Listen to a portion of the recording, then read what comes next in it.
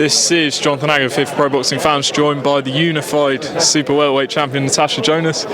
Sound good? Sounds good. Perfect. Well, undisputed to be perfect. 2 belts now. How did it feel to pick up another title? Did the fight go how you wanted it to go? Well, I won, so that's always the first sign. I think there was lots of things that I did well in the fight, and there was things that I'd done in camp that I didn't really show. So I was a little bit disappointed in part, but you know, every fight you're looking to improve and get better. So that's something else to go away and work on. How would you describe this year? Has this been, I guess, without saying, the best of your career? Yeah, I mean, it's hard to top it, to be fair. It seemed that them titles were so far away at one point. But yeah, they're here. You know, massive respect to Ben. Everything that he told me that he'd do, he's done. Sky've delivered as well. So yeah, I'm happy. Why was 154 like the right weight class for you? Because I guess when you first got told about a world title, people may be looking at it thinking that's too big. So what was it about the weight that you think you've adjusted to so well? Do you know what? I actually started my amateur career at 154, so it wasn't a weight that I've never been before. It's I was obviously progressively getting lighter throughout until you get to lightweight for the Olympics, and then it feels like my whole pro career I'm going back up. But yeah, you know, you've got to go where the opportunities are, and the opportunities are sometimes so few and far between that you've just got to take them when they come, and that was at 154, so I took it. Speaking of undisputed, I'm sure you're going to have one eye on tomorrow night's Rankin against Harper fight. First of all, how do you see it going? I think it's a tough fight. Both girls. Terri on paper should outbox her. But Hannah's got the size and the physical strength to be able to make it horrible, and to make Terri have to dig in, and to make it tough. And one of the things I found with Terri when I boxed her was that she didn't quite have that woman strength. And you know, looking at her on the scales, she looks like she's built into the weight. But yeah, I just think that Hannah is naturally that little bit bigger, a little bit heavier, and she's got the ability to just make it horrible. But as I say, I do think Terri ability is better. Who would you rather win? It doesn't matter to me. It doesn't matter. I've already beat Terri, so I'd like Hannah to win. That's what I was saying, because you've already fought Terri, so that'd be a big rematch, and then you and Rankin, I guess, have a bit of maybe a rivalry because if the fight didn't happen. I know you've done broadcasts together, so it's not like beef or anything, but what do you think? Which fight do you think would be bigger?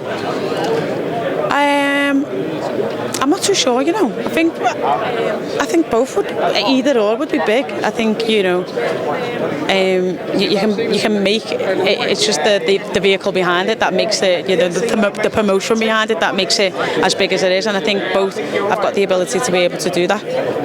There's a story in both fights, is what I'm trying to say. Is that the only fight you want next, the winner of tomorrow night's, or would you look at taking the other belt first? No, there's lots of options. There's the care.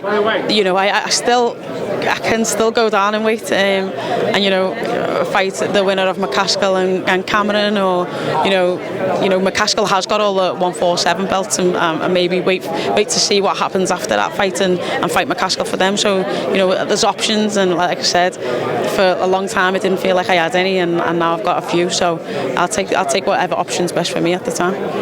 I've got to ask, October 15th, it's been rescheduled, Shields, Marshall, Mayer, Baumgardner. What's your thoughts on who wins those fights? Again, they are tough fights to call. Mayer, Baumgardner, I was always pretty confident Mayer would win. And then when I was around them in that fight week and in the fight build-up, there's an air of confidence that Baumgardner's got. That's like, she had that same confidence against Terri. So it's hard to doubt her. But at the same time, I do think Mayer's been at that level a little bit longer and fought the better people and the better opponents. and on paper, again, like Terri, she should win. But we've seen her, get into tussles and not use her size and her levers the way that you would expect a taller fighter to use against Hamadouche. So, she gets into them bent arm wars with Baumgartner. It could end in trouble. So it's really tough to call, but I'm still going to stick just with Maya. Sav and Claressa, again, what a fight. It's very rare that you get two elite females at the top of their game, in their prime, wanting to fight each other for everything. So, there's lots being said, but it's all about what happens in the ring. And I think we've always known how good Sav is. I just don't ever think she believed it herself, and now with Peter she does. And a Sav with belief in it is dangerous. I do think in the fight, Claressa starts, she's fast, she's explosive, she's definitely going to be winning the round.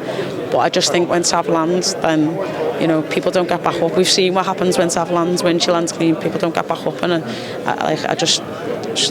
it's either going to be a Sav KO or a Claressa on points. And just finally, 2 weeks' time, we got Eubank Jr against Conor Benn. What do you think of that fight?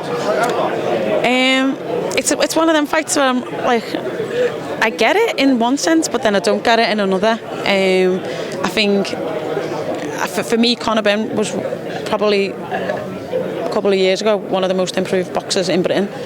I don't quite get why he's taking the Eubank fight, but I just don't know if that size is going to make all the difference. Maybe the rehydration clause does cause something, but I just think Eubank is too big and too strong. And just finally, on tomorrow's main event, who do you see winning? So, God, you put me on the spot with all these now. I think the Parker that turns up against Chisora 2 is a good fight for Joe. It's that step up that he needs to prove that he's at world level. But I think Parker has got to be prepared for the Joe that he gets in round 1. Is this going to be exactly the same Joe that he gets in round 12? And it's tough for heavyweights to deal with that. We've seen some of the best struggle. So again, yes, Joe Parker has got the ability to maybe be the better boxer and outbox him, but then Joyce has the ability to grind people down, and he is super fit. Natasha, thanks for talking to Pro Boxing Fan. I thought I'd put your punditry head on. Yeah. For those ones, and we look forward to seeing you back in the ring soon. Nice one, thank you.